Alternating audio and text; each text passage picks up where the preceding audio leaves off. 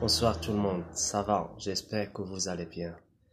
En fait, vous n'imaginez pas à quel point je suis tellement heureux lorsque je partagerai avec toi tout ce que j'ai déjà étudié, ce que j'ai acquis comme compétences, comme connaissances, comme savoir.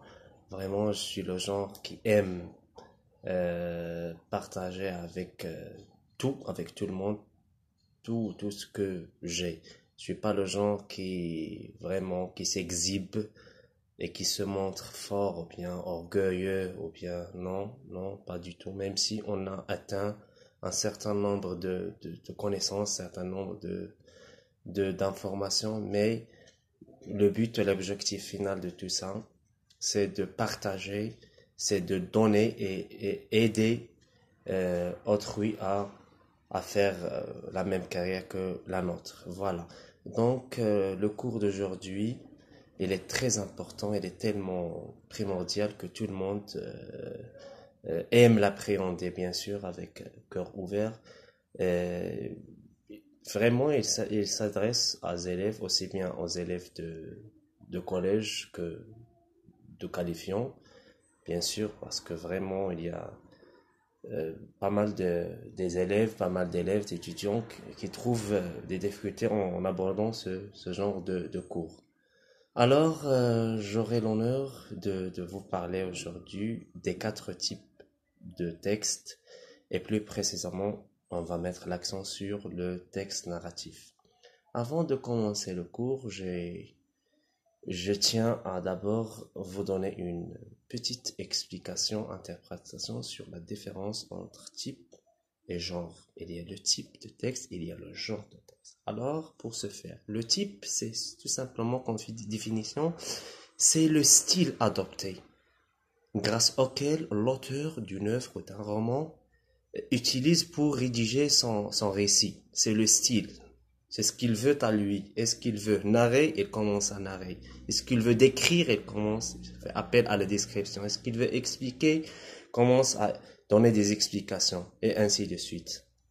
Très bien, c'est le style adopté. C'est la manière dont elle veut rédiger son récit. C'est ça, le type de texte. Alors que le genre s'identifie grâce à la forme de texte. On jette un regard, un coup d'œil sur la forme de texte et on fait appel soit il s'agit d'un poème qui fait partie de la poésie, donc le texte automatiquement va s'écrire en vers.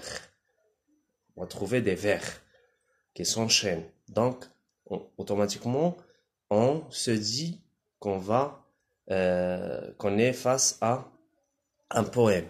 Alors que lorsqu'on jette le coup d'œil sur la forme, par exemple, d'un extrait tiré d'un roman, on découvre qu'il est écrit en prose. Donc, on est dans un roman. Il y a plusieurs genres de textes. Il y a la nouvelle, il y a euh, la poésie, théâtre, et ainsi de suite. Donc, ça d'autre part, c'est la différence entre type et genre. Donc, on commence maintenant notre explication concernant le texte narratif. Alors, le texte narratif, comme son nom l'indique, il consiste bien évidemment à relater, à raconter et à narrer une histoire, soit réelle ou imaginaire. Donc, son but à lui, ce texte-là, il nous donne des informations grâce à la narration. Il, il sert à raconter une histoire, soit réelle ou imaginaire. Pour l'identifier, totalement, c'est totalement simple comme bonjour. Pour l'identifier, il s'identifie lui par les personnages. On trouve des personnages qui vont, par exemple, réaliser leur tâche à eux. Donc, les personnages, soit principaux ou facultatifs. Donc, il s'identifie par les personnages. On a également les repères spatio-temporels, c'est-à-dire il se réfère à l'espace, c'est-à-dire où va se passer l'action, et temporel, c'est-à-dire quand. Quand est-ce que va se passer cette action? C'est-à-dire l'action va se passer ici, chez moi, à la maison, mais quand, par exemple, dans la nuit. À la nuit tombante, les personnages vont, par exemple, accomplir leurs tâches. Alors, donc, on dit que la présence des personnages, les repères spatio-temporels et le temps de récit. Vous savez très bien que les temps de récit sont le passé simple, qui est un temps primordial de la narration, l'imparfait, c'est pour décrire, même si on est dans un texte, dans une affaire narrative, et bien sûr, le narrateur commence à décrire quelque chose tout en faisant appel à la description. L'imparfait et le présent de narration, ce qu'on appelle le présent de narration. Le présent de narration, son objectif à lui, c'est de rendre le texte ou bien le texte plus vif.